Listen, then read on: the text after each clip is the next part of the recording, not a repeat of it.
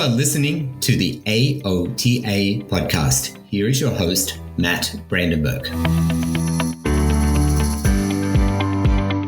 Today, we have a very special episode. We are joined by Arameh Anvarizadeh, Natalie Chang Wright, and my co-host for the day, Varleisha Lyons. Each of you has made significant contributions to the field of occupational therapy, including some AOTA firsts that we would like to highlight along with our discussion today. Varleisha, can we start with you? Can you talk to us and introduce us to your experience as the vice president of the first American Occupational Therapy Association's Diversity, Equity, Inclusion, Justice, Access, and Belonging and Governance Department? Sure. Thank you for having me and allowing me to co-host with these wonderful ladies, really doing wonderful work in our profession. Before I get started, though, I try to remember to give honor to the indigenous people of the land that I sit on. I'm on the land of this Piscataway Indian Nation. I'm out here in Maryland, and I identify as a Black and Indigenous woman. So very important for me to do that first. And before I talk about me, I think everyone here would agree that we do need to give honor to the first that came before us, right, in occupational therapy. I know, Matt, we did an episode last year. We had some of our leaders from the National Black Occupational Therapy Caucus, along with myself. And so I don't want to name a list of folks, but I just want to say that, even though we're talking about our first today and the marks that we've made, we wouldn't have been able to do it without them. And it's always uncomfortable for me to talk about myself. I always feel like I'm bragging a little bit, but I will share today. So for me, I think some of the first that I have contributed to in occupational therapy, I started the first occupational therapy program in the state of Delaware, and that was at Wesley College, which is now Delaware State University. And so the first professional master's program. I was the first Black and Indigenous woman to serve as the scientific programs officer at the American Occupational Therapy Foundation before coming here at AOTA. And like you said, I'm sitting in a role of the first vice president for DAJAB and governance. However, we do also need to acknowledge there was a department prior to many years ago that really focused on multicultural aspects of the profession, and lots of great work happened there. Things have evolved, as we know. And so I am honored to currently sit in this position. And though it is a challenging time, it is one that I, don't take lightly. And I'm just grateful for being here. And how about Matt? I hop to our other guest. That'd be wonderful, of course. Thank you for introducing us to you. And yeah, let's shift to our wonderful featured guest today. Sure. How about Dr. A, Arameh, you want to go ahead and start? What? You want me to come after you? I was like, let me pull up my CV. Let me jog my memory. let me refresh my memory. Oh my goodness. You have a big first here, though. Go ahead. And you as well. And I'm happy to be doing this with you, along with Miss Natalie. Okay, so the question is some of your first within the profession, right? The day has arrived almost. We are counting on the days as far as the being the first Black and Iranian president of the AOTA, first and I believe youngest. I'm very excited to have this honor as first and the first president-elect as well. That is quite an honor and a privilege and something that I hold close as far as a responsibility for the ancestors, the shoulders that I'm leaning on and leaning into, and for the people that come after me as far as representation and influence and inspiration. I am the person, one of the founders of COTAB, which is the Coalition of Occupational Therapy Advocates for Diversity, which really brought health equity and anti-oppression and anti-racism onto the scene in our profession in a very mighty and global way. With that being said, I am the person who founded the COTAD chapters, which speaks about DEI in a very student-centric, focused way. And from one COTAD chapter to now over 150, clearly there was a need. So happy to bridge that gap and be a first there. There's many other firsts, but I just want to kind of narrow it down to that. I'm going to pass it on over to the amazing Natalie Chang Wright, who I am honored to serve on the board. Well, thank you for that lovely introduction, Dr. Anvarizadeh. Absolutely. I think I need you to come and hype me up every time I have to say a few words. I am, to the best of my knowledge, the first OTA, the first Black Caribbean American OTA to hold the position of district chair for the Texas Occupational Therapy Association.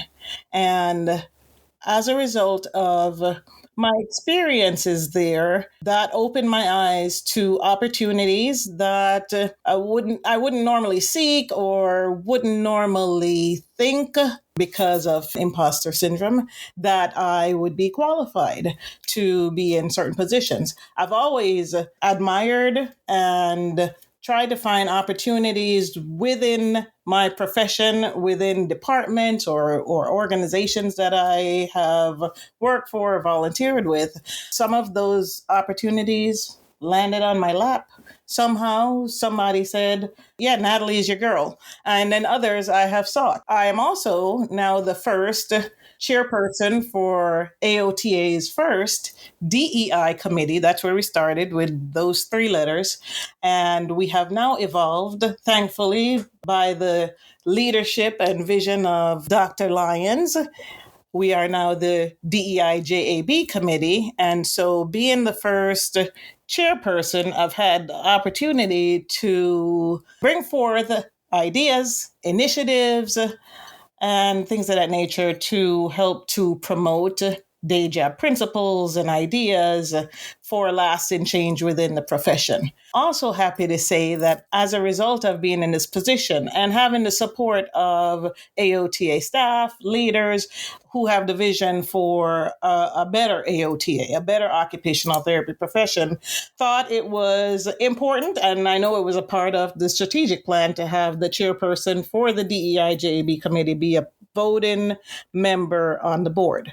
While that did not happen initially, I was invited and had the opportunity to have a voice on the board, which I think helped to solidify the vote from the bylaws to now have the DEI JAB chairperson be a voice and a vote, an actual board member for AOTA. I want to mention a couple of things that occurred while in this role with the support of AOTA staff and leadership, is that we were instrumental in bringing forth the idea of creating a department, which is now the DEI JAB and Governance Department for AOTA. And the other piece was bringing forth an award that had the same level of prestige and honor and recognition as the Eleanor Clark Slagle Lectureship Award, which has been given to, as of present day, the only Black OT to have received that award, Dr. Leela A. Lorenz. And so as a result of that, we brought forth the idea to create the first diverse award to show honor to our four mothers and four fathers in the profession, and also to elevate those OT practitioners who are doing the work, who are spending time in the communities to ensure equitable access to occupational therapy care. Of course. Thank you for that introduction.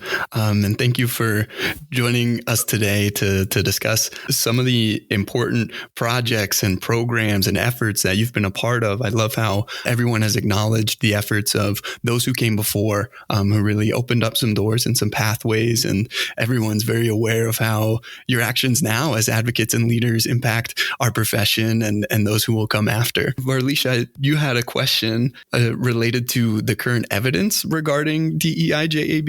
Right. I was just wondering if our other two panelists here could elaborate a little bit on what current evidence is out there, that shows us how it impacts this concept of DEI JAB impacts occupational therapy practitioners. We know that evidence and research is very important to us to be a science-driven, evidence-based profession. And so this is not absent of that either. So just curious of thoughts around what is the current evidence. when we go into the health equity space, right? When we talk about current evidence regarding DI, we're talking about health equity, and we're talking about how that impacts the people that we serve, right? The populations and communities that we serve. To achieve equitable healthcare for all, there must be this holistic approach, which is who we are, right? It's like, well, this is why we should be the gold standard in showing everyone around us what DJAB looks like and feels like when we're serving. And so there must be this holistic approach in overturning longstanding systemic injustices. And the approach must include the insight of both social and biological sciences and should reach across a spectrum of activities, which includes patient care, education, research, dialogue, and partnership, right? That's the key word. I said it in holistic. And this research comes out of Hassan et al. And really does a lot of work in looking at dismantling systemic barriers through DJAB. So I think that there's this critical connection to the outcome we would like to see, which is increased quality of life and decreased health equities for all people and populations, right? So it's just not, you have to look at not just one piece, but you have to look at like, what are the historical systemic injustices? How has, for example, redlining impacted healthy communities, right? So it's looking at all spaces when we look at history, when we look at current evidence, when we look at research that has impacted minoritized communities and how we as a profession can really come together to be, like I said, the gold standard in showing what this work looks and feels like in spaces that we serve. And I can go on and on. I can spend an hour and a half talking about the research and evidence, but also I can spend another hour and a half talking about lived experience, right? And that, right. I think that also is research in itself. There's so many stories that we have. Worked on a book called Occupational Identities, telling stories just about this in itself, right? And its impact in OT. I think Arameh made a great point that evidence also includes, those anecdotal experiences. I think even when I used to teach research, I would tell my students that there is a place, not the entirety of your work, right? But there's a place for expert opinion. And at some point, we do need to look at our clients as the experts, right? And even our students as the experts of their experiences that they may have on field work, injustices that they've experienced. So, I don't think it's always this research document, right, when we talk about evidence. And one thing I will add to the conversation is that one of the areas I like to look at is trauma. And I'm a believer in more trauma responsive approaches. And it's so vital when we talk about this because depending on the background of where someone's coming from, they may be more likely to have experience with complex trauma. And we know that, when you look at the Black American community, there's evidence that we've experienced more what we call allostatic load. This is cumulative over time, collecting trauma, even in your bloodline and passing it to your descendants. Those things do need to be acknowledged. And there is strong evidence out about it. There's epigenetic evidence that we can look at.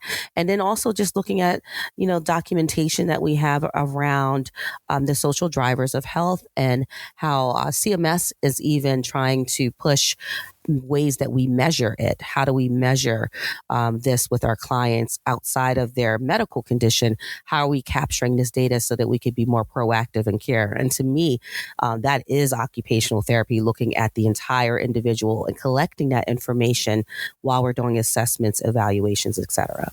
From a personal standpoint, combining the two things that were said, looking at personal experiences, whether your own lived experiences or from the clients that you serve, and telling the stories. In my personal life, I have a granddaughter who has some gastrointestinal challenges that no one can seem to find the answer to. And so I'm helping my daughter to navigate through this because I have been formally diagnosed with ulcerative colitis. There is a slight possibility that this is something that has plagued me throughout my lifetime. I can recall going to the doctor on a Saturday about once a month or so. And my memory is kind of shaky at this point in time. But I remember sitting in between my mother and father in my father's little pickup truck, going to the doctor, getting a shot in my butt, if I can say that here. And, afterwards, sitting sideways on my, sitting on one side trying to avoid feeling the injection and going to get ice cream. I remember doing this several times as a child. The challenge that exists now is that once I was formally diagnosed, both of my parents were already deceased, and they never talked about whatever it was that was going on with me as a child. Like, we never had a real conversation about it as a teenager or into adulthood. There's all sorts of mysteries involved, and I know that a part of that is culturally derived because people. I'm going to speak to people from the Caribbean. I'm from Jamaica, and the generation that raised me didn't talk about things. And for those who are still blessed with parents who are in that generation, they're in the baby boomer generation, probably still have parents who don't talk about things. So I'm going to use this as an opportunity to encourage OT practitioners to have conversations with their family members and have conversations with their parents and with their children about some of the medical or health challenges that they experience, so that the conversation can continue, so that it won't be a mystery, so that when they go to a provider and they're asking them this lengthy medical history of themselves and their family, that they can actually provide some answers. And I think that is a responsibility of occupational therapy practitioners, although it's not written anywhere, that we need to encourage our clients to be able to tell the story or to ask the questions. But I think it's necessary as we're talking about health equity and health outcomes and certain drivers of health that impact our well-being. Talk about it. We have to talk. When I talk to my children now about all sorts of things, they get tired of hearing me talk about medical things because to them it sounds morbid, but to me it sounds like not quite leaving a legacy, but I'm leaving them without questions as best as possible, so that as their children become older and they have grandchildren, those questions can be answered. It wouldn't be a medical anomaly. It wouldn't be well, I'm not sure what that is, because it is an open discussion that is encouraged to empower us to be our best selves as it pertains to taking care of ourselves as well-being and healthy individuals.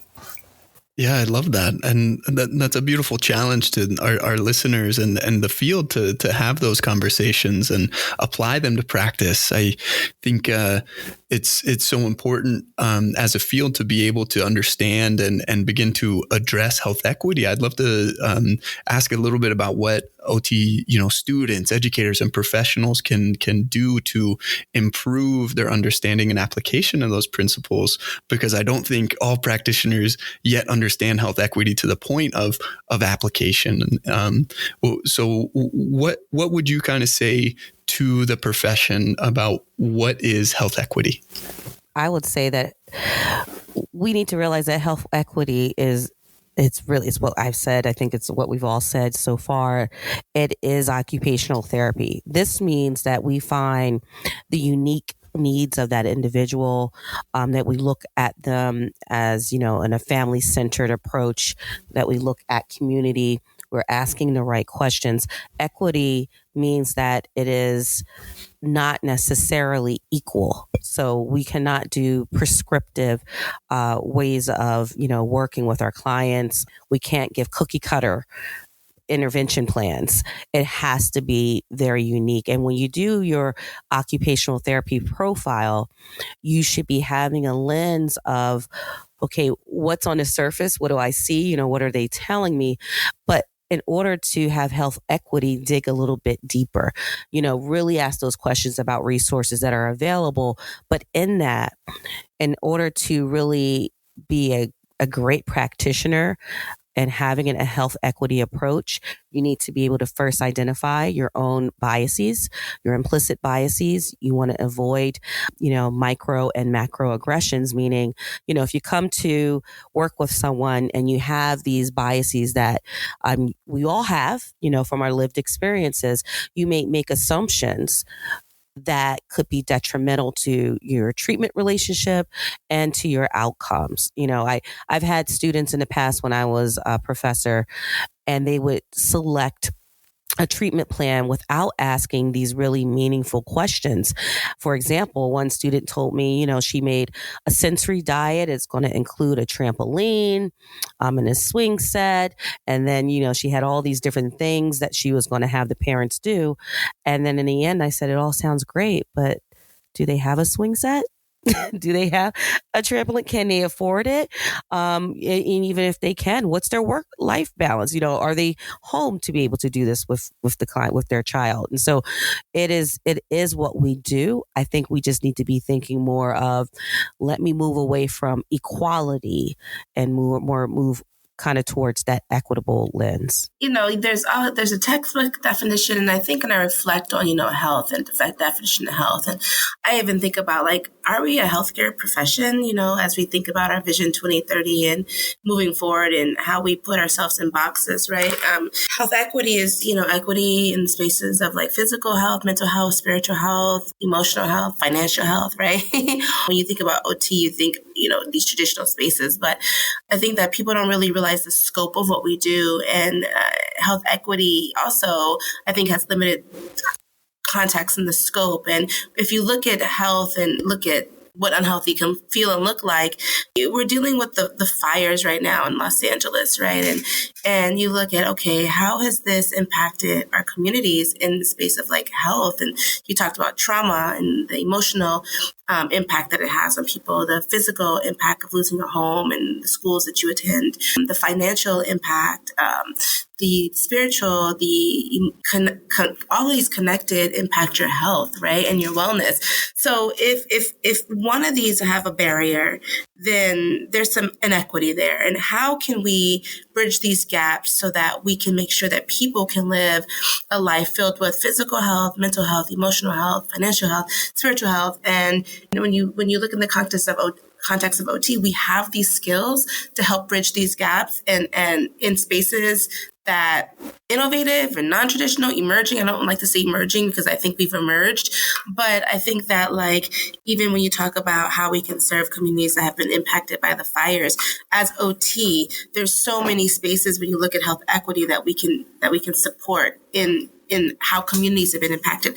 We look at health equity and how we support clients in a hospital. We look at health equity when we look at how we can support clients in a shelter, in a women's shelter, or women who've been sex trafficked. You can look at health equity in all different kind of spaces that we occupy. So it's not we only can think of health equity in a hospital setting when we're advocating for clients, but we have to, and we must look at health equity in every space that we occupy, because I guarantee there's something that we can address as far as a barrier when it comes to equity in the spaces of health. So, when it comes to disaster relief, disaster preparedness, as Arameh is speaking about, the horrible fires that are occurring, we as a profession have to realize that is a wonderful place, unfortunate, right? But wonderful role that we can play to help people is when these things occur, what happens to the individual that is in a wheelchair? What happens to the parents that are trying to deal with their child with autism, with severe autism, and now they're displaced from their homes? What occurs to the older adult that is isolated? So this is the space for occupational therapy. And so health equity, I love that piece about it being in all the spaces we occupy. So it goes beyond just what's your race, ethnicity, your gender. It goes into how we're impacted when our lives are disrupted. What occurs with spiritual health when someone is unable to go to whatever their sanctuary space is that they traditionally would do their religious practice. I'm sure that is something that may not be thought about often, but occupational therapy, we should be looking in those areas. I want to provide some definitions because I think these things are always helpful, because we oftentimes we assume everybody knows the answers to these questions when we're talking. And although our explanations are wonderful and people can come to conclusions, I want to share a couple of definitions. According to the CDC, Health equity is a state in which everyone has a fair and just opportunity to attain their highest level of health. The World Health Organization starts off by saying, and I'm going to read this verbatim if I can, equity is the absence of unfair, avoidable, or remediable differences among groups of people, whether those groups are defined socially, economically, demographically, or geographically, or by other dimensions of inequality, or as we might refer to them as intersections, such as sex, gender, ethnicity, disability, or sexual orientation. Health is a fundamental human right. I know there are some people out there who think health and access to health is a privilege, but it is a fundamental human right. Health equity is achieved when everyone can attain their full potential for health and well-being. I think as occupational therapy practitioners, we have a unique and powerful role. And I know I'm preaching to the choir, but we have a role to play in advancing equity or fostering true health equity. This requires us to go beyond simply just providing services, and I don't mean to say just, but there are some OT practitioners that may just provide services as it is listed on the order for occupational therapy services. We have to go beyond that, right? We have to actively dismantle the systemic barriers that limit access to healthcare. So just know that the clients that are being treated by occupational therapy practitioners may already check the box as being privileged because they are receiving our services. There are a lot of consumers out there. There are a lot of clients out there who need OT services and cannot get it for a multiplicity of reasons, right? One of them being not having health insurance, not knowing how to go about acquiring health insurance from a social systems level. Say we're moving towards providing equitable health care. It actually begins with us as individuals and our personal transformation, our personal ideology that allows us to engage in honest self-reflection. We have to critically examine our own biases and strive for cultural humility. I know we all have like these experiences with clients, some of them that are desirable, right? We have the clients that are just perfect in every way possible. And then we have clients that we have our own biases. We're like, not really sure that that's who I want to treat or the space in which I want to treat that individual. In doing so, we are presenting our biases that can actually be harmful to clients, that can actually create disparities in ways that could be avoidable. I think another piece in terms of our DEI JAB walk is being advocates. We have to be vocal. We got to be champions for changes, policy changes at all levels, whether it's local, state, national, in your county, in your city, on your street. We have to find ways to dismantle systemic barriers to ensure that there's equity as people strive to achieve health or obtain healthcare services. We got to raise awareness of the health disparities that are present. Yesterday, I took the opportunity of watching the 1619 project or Project 1619. And there was a woman there who shared her experience of being pregnant during the pandemic with twins and how she was unable to find in New York City a doctor who was willing to treat her as a high-risk patient with multiples. And the doctor that she had to quote unquote settle on was not very interested, based on her personal account, in helping her. Finally, she was able to navigate through all sorts of barriers and found a doctor who actually recognized that one of the fetuses was dead, and she had to carry both to term during COVID while experiencing challenges that could have caused her to not be alive. And we hear these stories over and over and over again, particularly among Black women or women of color. There's all sorts of statistics out there that shows how there is a decline in fetal health and maternal health within marginalized or historically marginalized communities. While this particular individual did not at the time or recognize an occupational therapy, if she had an OT practitioner working with her, I wonder if the outcome could have been different. Not necessarily from the standpoint of the fetus who was not brought to term, but in terms of how she navigated the system and how she was able to manage the socio-emotional impact that had on herself and her family, spouse, children, etc. We have to raise awareness of these health disparities. It cannot be secret anymore. I know that in our communities of Black and brown people, we oftentimes hold things close to the chest because of lack of trust, and rightly so. But I think we have to shift from that narrative. We have to start speaking out and encouraging others to speak out about the challenges that they have faced, challenges their family members have faced, because that is the only way we're going to be able to get increased funding for programs that help people who would not ordinarily have the support. We have to speak out and advocate for supporting policies or creating policies that promote social justice within our profession and outside of our profession.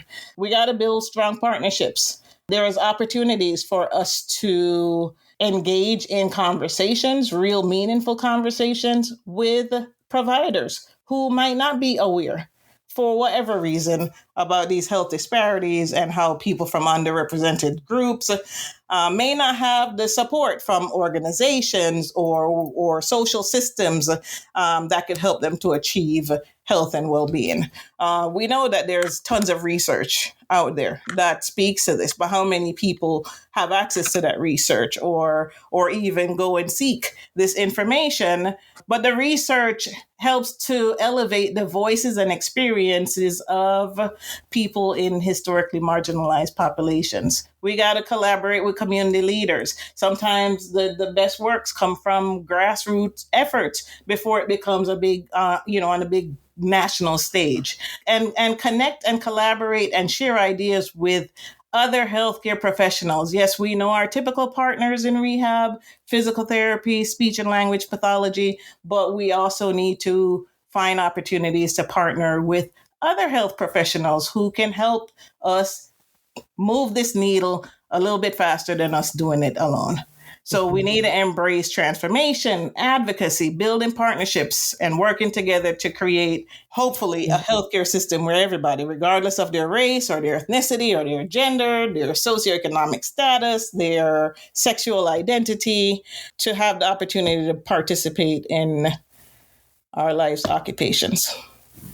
And Natalie, I love that you used that word transformation, because Arameh was saying how we've emerged, right? We don't have to continue to say emerging practice. Transformation, I love evolving practice areas as well. And as you were speaking, it made me think about the practitioners that are out there, the ones that are in the field, and they're probably listening to us saying, this sounds all great, right? But I am, I still have a large caseload, or I'm moving from building to building. I don't have a whole lot of time to do much more. I've heard it. And I've also heard people oppose this work, when it comes to DEIJAB.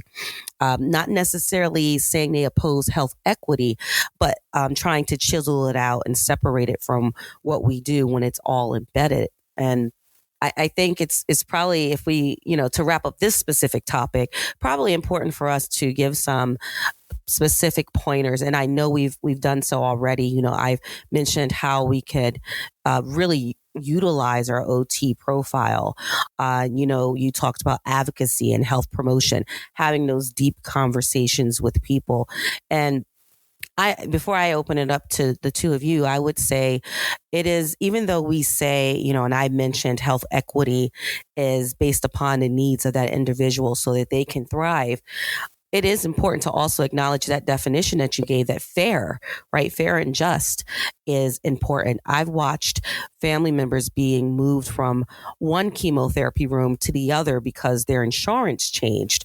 Meanwhile, as from my OT lens, I'm looking at, why did the cushions on the seat have to change, right? Why did the lighting have to change? And now, we're affecting their physical, potentially health, and their emotional health based upon an economic change in insurance. And so it is vital that we really start to incorporate and see where we can push in. I would say, if I wasn't in academia, or at the time I was in academia, and now I'm working at AOTA, my role has shifted. But if I had that opportunity, going to work with the nursing staff, the people that set up the rooms in these facilities, and even in our community centers, is a role that we could play. But for the two of you, what are some ways that we can further promote health equity, or just some, like some tidbits that folks can take with them on things that they can do now? First, I think it starts from the beginning, right? It starts from all the way as we're recruiting students into our profession and how we recruit, right? And then it goes into how we're admitting our students. Then it goes to what our curriculum looks like. I created an anti-racism DJAB course, which was an elective, right? And I've only taught that course once. And so is this something that should be mandatory, right? We're looking at our standards and saying how much importance, significance are we putting on these topics, right? And so then it goes into how we're educating, who's educating our students about health equity and the significance of it, right? And then what spaces of support do we have for our students to understand health equity and the historical implications and current implications. If we don't look through the lens of through a health equity lens, then, once our students graduate, that's it? Okay, we've done health. We talked about it a little bit, maybe, and we forgot about it because we have productivity and documentation and health equities on the back burner. No, it should still be a foundation and a continuation into how we practice, right? Questions we ask on our evaluations, our assessments, our interventions, and how we build rapport with our clients, starting with health equity and that kind of framework. And it goes into how we can continue to create healthy and sustainable communities. It's all connected. It can't be like, okay, well, a little bit of health equity there, a little bit of health equity here. It starts from the beginning of implementing it in our education. It's continuing into our practice, into our research too, and our scholarly work, and how research and health equity research is supported in our profession. Hopefully the outcome is these healthy communities, right? Healthy, diverse, rich, inclusive communities that feel a sense of belonging. So it's not just one space, but I think it's this continuum of, what these best practices and interventions look like, starting in the beginning part of recruitment, right? So it's a continuum. Thank you for that. Natalie, you have anything to add?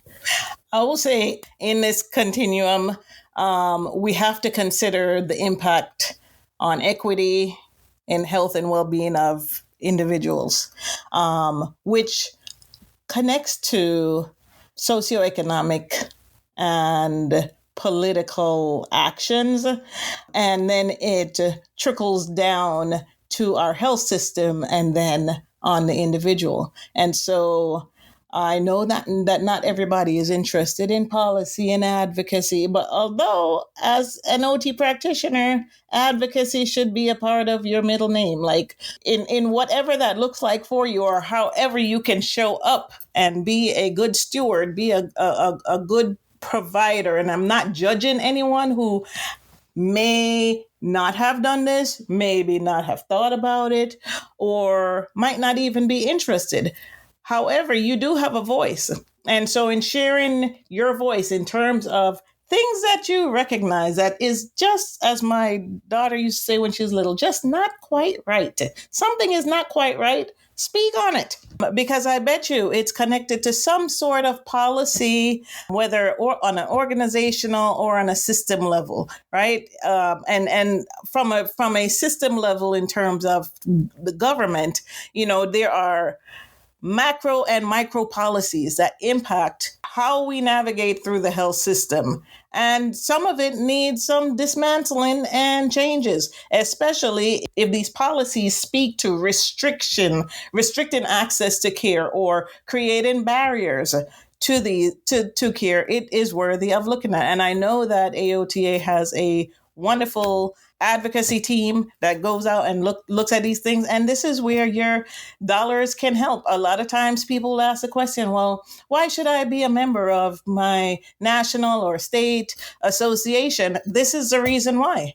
There are things that we as an individual cannot accomplish on our own, and we need the strength of your dollars, my dollars, everybody's dollars, to be able to empower those who are handling legislative affairs, whether it's through AOTA or some other entity, to ensure that these public policies are centering on education and health and protections of the consumers who need the care and for unspeakable reasons have been denied access. I think that some other things that we can do is to mentor our students. I'll always go back to education is the foundation of our profession. And I will encourage every OT professor, instructor, faculty, clinical educator to mentor students and practitioners so that they can understand the importance of advocacy that will benefit our clients and support and amplify the voices of those who are a part of historically marginalized communities. Yeah. Yeah. If I can, just before we leave that, Matt, I was just going to add just some other resources that folks could explore. And we know that this is an ever-changing climate we're in. However, I'm hoping that some of these things that have been established stay around, such as using Z codes, if you're not familiar with that. And so I don't have this opportunity to implement them. So part of my job is to work with our federal affairs team and our state affairs, and we do have meetings with policy makers. I've had a meeting with a congressman that was very interested in looking at type 2 diabetes and how AOTA, how we can support that and get behind them. And one of these other areas, as I mentioned, is Z codes, which really looks at social risk and unmet needs, and really using that in the coding process. And so we need more advocacy, in my opinion, in that area. And so that's one thing that I think folks could take and look up the wonderful resources that CMS has around that. Natalie actually, I think, kind of gave us a great transition, Matt. I don't know if we want to talk more about education and students. Yes, absolutely. Arameh, you've done a lot of work related to OT education and how it can be improved. What are holistic admission practices in occupational therapy education? And how do you recommend universities and organizations begin to implement holistic admission practices? Well, thank you so much for asking this question. I think this trend of holistic admissions, maybe, a few years ago was such a hot topic. And I hope that it continues to be something that admissions and universities look at and continue to practice. It's just in light of all of the DEI conversations nationally.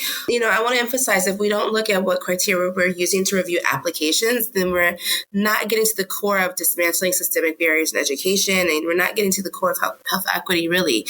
Programs really do have to consider really the cognitive and non-cognitive factors that we're using to assess an applicant's capabilities, right? It's their capabilities. And holistic review, or what we call admissions, ensures that no single factor leads to either accepting the student or excluding the student from admission, right? right? So one of its key values is this opportunity to recognize an applicant's strength in one area might offset a weakness in another. And so that's so OT. Like we look at, what are ways that we can increase access and decrease barriers for our clients? I use the same framework in how do we increase access and decrease barriers for our applicants, right? And so that's why I think OTs should be, and OTAs and practitioners and researchers, we should take up space everywhere, because if we use this framework in leadership and in administrative spaces, can you imagine the deja that is going to be embedded in like admissions, right? And so like if we carefully really weigh these strengths and achievements and ways in which an applicant might contribute to the educational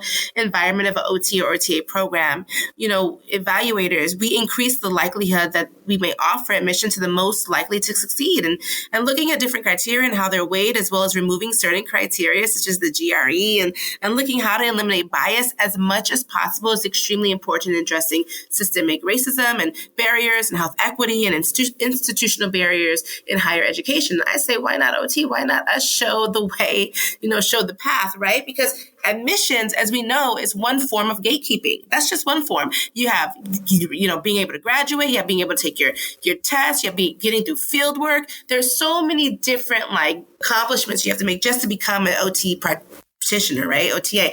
But I think one thing that I look at admissions and why holistic admissions is so important, because I like to call the work gate opening, right? It sounds so much better. It sounds so much more inclusive than gatekeeping, right? And so we should be looking at how we can be gate openers. And by me really establishing holistic admissions at USC, it really ignited the conversation nationally and internationally about how programs can look at the importance of considering holistic admissions in their communities. I don't think every holistic criteria must be the same. It should not be cookie cutter. Just like our profession and how we look at interventions is a cookie cutter, it should be a need and based on the communities that we serve in those spaces of where the institutions are, right? I can't emphasize this enough that simply increasing numbers is not the answer, right? Just saying, I've done holistic admissions, that's the answer to everything. It's holistic education that I look at, and not just holistic admissions. Holistic admissions is one piece of this puzzle that I like to call holistic education. So admitting is the start. Recruiting is before the admitting, but how we fund, how we provide, supports to our professors, to how we, to educate in these spaces, educational training, the curriculum design, the messaging and the resources that we provide our students and our faculty. It's so many pieces to what holistic education embodies, and holistic admissions, again, is just one piece of that. I know that we're short of time, so I don't want to talk too much about more, but I don't want to take up too much more time. But, clearly I'm passionate about holistic education and how we can do that in reimagining. One of the parts of my presidency is going to be reimagining how we look at OT education. I love that. I'm excited for your presidency for a number of reasons, that being one of them. And Arameh, that was just a little tidbit right there. I'm not going to get too much of my sauce now. There we go. Yeah. I do want to mention for our listeners that I will provide a link to an article that was published in the American Journal of Occupational Therapy that you were the primary investigator on, titled Promoting Health Equity Through Holistic Admissions in Occupational Therapy Education. So our listeners can learn more from that. Well, thank you, Matt. Of course.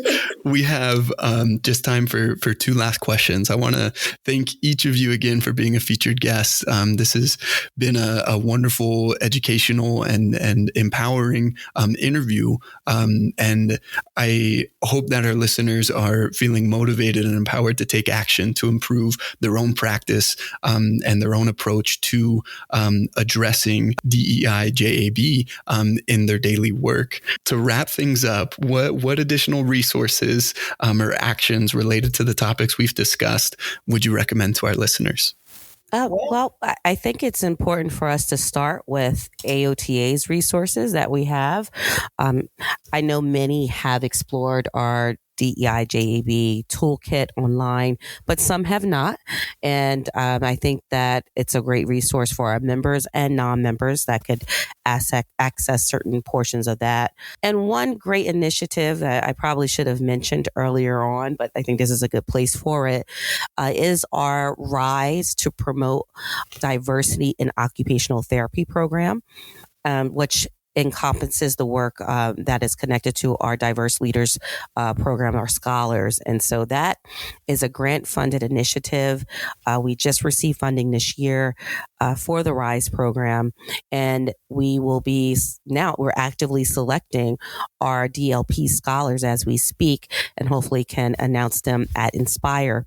And basically, we want to ensure that this program not only supports the scholars, but the profession as a whole. So we hope to have training initiatives emerge from it, other resources that we can share on our store, as well as group mentoring opportunities. So be on the lookout for that. Reach out to us at DEI@AOTA.org.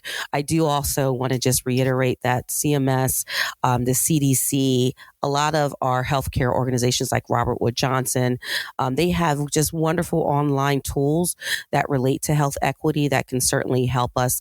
But one final note I will say about this is it is already embedded in what we do. We already operate under our code of ethics. These are principles and frameworks that are occupational therapy. So, reflect back on that training, that holistic approach of what OT means. And then I think it's important for people to think about their own stories. Stories do a lot for us. We've all shared some stories in our conversation today. And so think about your own stories where you have experienced some inequities, disservice to you or someone, or even your clients, and really reflect on how you could have perhaps changed that scenario. If you had the power to change that scenario, what would you do? And that is just a place to start so that we can start to be the change that we want to be. Those resources are fantastic. I don't have any other resources. I think our wonderful AOTA editor, Stacey Reynolds, and the team that she has done a wonderful job now, where there's a lot of even research that everyone can search into AJOP to get even evidence around these conversations. OT Practice has some wonderful, I think Natalie just wrote a beautiful article. So there's so many resources, like you said, Varleisha, that AOTA has. And we have some incredible students who are just on these TikToks and these Instagrams, and they are just promoting and providing resources. I love that. Yes, you know what I mean? it. They're putting Canvas together in seconds. So the resources, like I said, I don't think it's hard anymore to find out what is OT and who is OT and OT related to health equity. It's really educating people about the scope and the depth of the work that we do, even in these spaces of health equity. So get on those internets, Googles, and the TikToks and the resources that AOTA has, and come to the inaugural. I have to do a little plug, and you're going to hear all things health equity. So that'll be all fun. All right, Natalie. Let's wrap up this interview. What additional resources or actions related to what we've discussed today would you recommend to our listeners? Well, first I want to acknowledge the resources that AOTA has that Varleisha touched on a few of them. There is no shortage of resources on AOTA. Might not be the easiest to find, but perseverance is the key. If you're looking for it and can't find it, I bet you if you reach out to an AOTA staff member, they can help you to locate it, because I have done that personally. I also want to say, Arameh mentioned, the young people are out there. They are moving and grooving, movers and shakers. That's probably old people terminology in these social media streets. And I realize that there's a gap in terms of the older generation and the newer generation in how we do things. And when I mentioned earlier about being able to tell stories, they're doing that. Telling stories.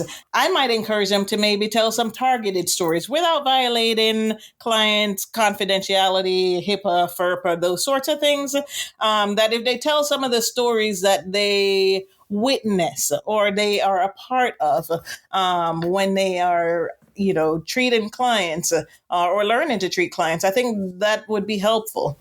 And get with the older folks, right? Because we know that knowledge, wisdom, and experience doesn't always equate to you being a certain age. However, traditionally in our profession, it appears to me that a lot of times we will seek this knowledge, education, and wisdom from more mature or seasoned OT practitioners. However, we can take some of that knowledge, wisdom, and translate it into a product that is consumable, right? By way of social media. So don't. So I encourage the young folks to get with the older folks and start telling these stories and sharing advice and resources so that we can come together in a better way to ensure equitable outcomes for individuals' health and well-being. Now, I will say that OT practitioners need to commit to lifelong learning and self-reflection when it comes to day job and health equity. Cultural humility that we touched on, or that I touched on, is also an ongoing process. It's not a destination. We have to continually examine our biases. We have to seek out diverse perspectives. More than 80% of the practitioners in occupational therapy are white women. That doesn't speak to diversity. So we have to go outside of the box that we're given to find these various diverse perspectives and be willing to have uncomfortable conversations. In order to promote equity and inclusion, it's not just about doing the right thing, being ethical. It's also about providing the best possible care to our clients. And that's how we are going to advance our profession. One of the most crucial steps I think that we can take is to actually commit to lifelong learning and the self-reflection. One of the ways that we can engage in this self-reflection is by taking the implicit bias test. Sometimes I will say personally, the first time I took that test, and I've taken it several times, I wasn't aware of some of the biases that I had. And some of these biases are inherent because of my cultural upbringing, because of my experiences being in the military and all sorts of lived experiences that contribute to help make me, which also has some biases. And I think once we can acknowledge that, we can do something about it. It's almost like if you get a client and you don't have a diagnosis or a history of the client, what can you actually do? Well, you could converse with that client and get their perspective, but we also need to have the perspective from the medical team as well. We have to be uncomfortable with having conversations about race, about racism, about ethnicity, gender, homophobia, about ableism, about the various social statuses that we have on a socioeconomic level, and other identities or other marginalized identities. I think it's also essential to actively support and mentor OT practitioners and learners who identify with at least one of the intersections of DEI JAB. We have to continue to strive to create inclusive and equitable spaces within our profession, which requires us to uplift and amplify the voices of those who traditionally have been marginalized within the healthcare system and, hate to say it, but also within our profession. When we promote equity and inclusion, it's not just the right thing to do, it's the ethical thing to do. Some of the resources that I would like to mention is to be a member of AOTA. That's one way you can make a difference. Be a member of your state association. Become a member of an affinity group like the Multicultural Diversity Inclusion MDI group, Coalition of Occupational Therapy Advocates for Diversity, COTAD, attend webinars or workshops on cultural humility and anti-racist practices, and advocate for DEI initiatives in your workplace or educational program. And while I understand in our current climate, DEI is not necessarily the most attractive word anymore. So do you want to create foster a sense of belonging? In order to have a truly inclusive and equitable workplace, we have to be able to experience belonging. And in order to do so, we have to prioritize psychological safety. I know it's not something that we talked about earlier, but to be open, we have to feel safe. We have to create environments where everybody feels comfortable sharing their perspectives, their lived experiences, and their concerns without fear of judgment or reprisal, for that matter, especially when we're talking about in the workplace. How do we establish psychological safety? We encourage open and honest dialogue. It's not going to happen overnight because you also have to develop trust.